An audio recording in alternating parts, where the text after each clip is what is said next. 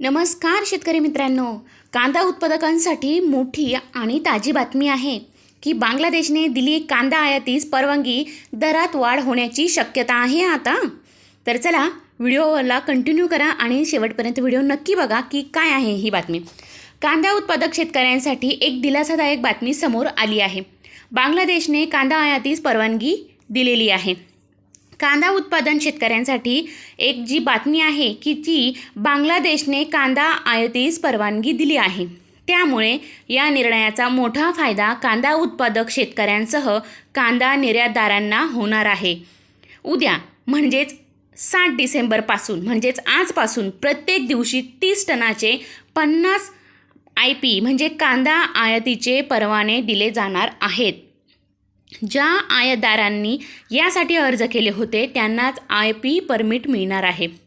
15,000 quintal कांदा भारतातून बांगलादेशमध्ये निर्यातीला परवानगी. मिळालेल्या माहितीनुसार एका दिवसाला 15,000 क्विंटल कांदा भारतातून बांगलादेशमध्ये निर्यातीला परवानगी देण्यात आली आहे. या निर्णयाचा कांदा उत्पादक शेतकऱ्यांना मोठा फायदा मिळणार असल्याची माहिती कांदा उत्पादक शेतकरी संघटनेच्या अध्यक्षांनी दिलेली आहे. या निर्णयामुळे कांद्याच्या दरवाढीस चालना मिळणार आहे. त्यामुळे कांदा उत्पादकांना फायदा होणार आहे. सरकारने जर विविध देशांत कांदा निर्यातीतील परवानगी दिली असती तर शेतकऱ्यांना कमी दरात कांदा विकण्याची गरज पडली नसती, असे शेतकरी संघटनेचे राज्याध्यक्ष बोललेले आहेत. केंद्र सरकारने पुढील काळात कांदा निर्यातीस कोणतीही बंदी करू नये. इतर देशांनी जर अशीच भारतातून कांद्याची आयात करण्याचा निर्णय घेतला तर कांद्याच्या दरात आणखीन वाढ होण्याची शक्यता आहे आणि यामुळे आपल्या शेतकरी वर्गाला चांगल्या प्रमाणात फायदा मिळेल. पण या निर्णयाला उशीर झाला आहे. मात्र तरी देखील कांदा उत्पादक शेतकरी संघटना या निर्णयाचं स्वागत करत असल्याचं कांदा निर्यात शेतकरी संघटनेच्या अध्यक्षांनी सांगितलेलं आहे. निर्यात वाढली तर कांद्याचे दर वाढतील. केंद्र सरकारने पुढील काळात कांदा निर्यातीस कोणतीही बंदी करू नये याचा मोठा फायदा शेतकऱ्यांना होणार आहे. त्यामुळे भारतातील शेतकऱ्यांचा कांदा इतर देशामध्ये जाईल याचा मोठा फायदा भारताच्या शेतकऱ्यांना मिळणार असल्याचं त्यांनी सांगितलेलं आहे.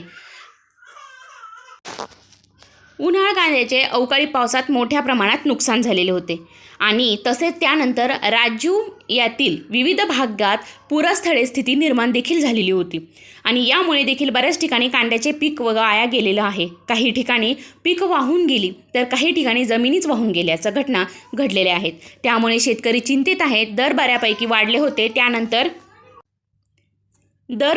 वाढले होते. यानंतर सद्यस्थितीला कांद्याच्या दरात मोठ्या प्रमाणात घसरण झाल्याचं पाहण्यास मिळत आहे. यामुळे कांदा उत्पादक शेतकरी अडचणीत सापडला असून संतप्त झालेल्या शेतकऱ्यांनी आज दरातील घसरणीविरोधात प्रशासकीय कार्यालयाच्या आवारात ट्रॅक्टर घेऊन आंदोलन केलेलं आहे.